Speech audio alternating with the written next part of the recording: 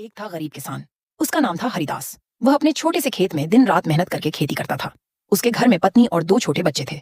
खेती ही उनके जीवन का एकमात्र सहारा था। हरिदास के पास पैसे भले ही न थे, लेकिन उसका दिल सोने जैसा था। मेहनती, ईमानदार और दयालु। एक साल उसने बड़ी मेहनत से धान, सब्जियां और कुछ फलदार पेड़ लगाए। धीरे धीरे फसलें बढ़ने लगीं। हरिदास खुशी खुशी दिन गिन रहा था कि कब फसल कटेगी, घर में खाना आएगा और कुछ फसल बेचकर पैसे मिलेंगे। लेकिन तभी एक दिन अचानक उसकी फसलें बर्बाद होने लगीं। पहले तो वह समझ ही नहीं पाया कि ये हो क्या रहा है। फिर उसने देखा कि एक शरारती बंदर हर रात आकर उसकी फसलें नष्ट कर देता है। पेड़ों की डालियां तोड़ देता, फलों को खाकर बाकी जमीन पर फेंक देता। हरिदास का दिल टूट गया। उसने सोचा, अगर ऐसा ही चलता रहा तो मेरा परिवार भूखा मर जाएगा। लेकिन उसने हार नहीं मानी। उसने ठान लिया कि वह इस शरारती बंदर को सबक सिखाएगा, मगर मारकर नहीं, बल्कि अक्ल से। उसने एक तरकीब सोची। खेत के एक कोने में उसने पके हुए केले और आम रखकर एक जाल बिछाया।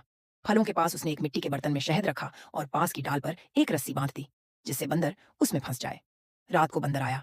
शहद और फलों के लालच में फंदे के पास गया। जैसा हरिदास ने सोचा था वैसा ही हुआ। बंदर शहद खाने के चक्कर में रस्सी में फंस गया और इधर उधर उछलने लगा।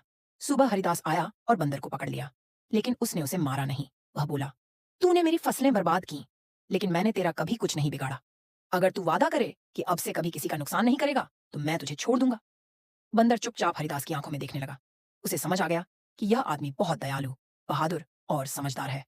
आखिरकार बंदर ने शर्मिंदगी में सिर झुका लिया और माफी मांगने लगा। हरिदास ने उसे आजाद कर दिया। उस दिन के बाद बंदर कभी उस खेत में नहीं आया। उल्टा कभी कभी वो पेड़ों से फल तोड़कर हरिदास के लिए तोहफे में छोड़ जाता, ताकि उसके परिवार को थोड़ा और खाना मिल सके। हरिदास ने समझा, केवल ताकत नहीं, दया और समझ से ही सच्ची जीत मिलती है।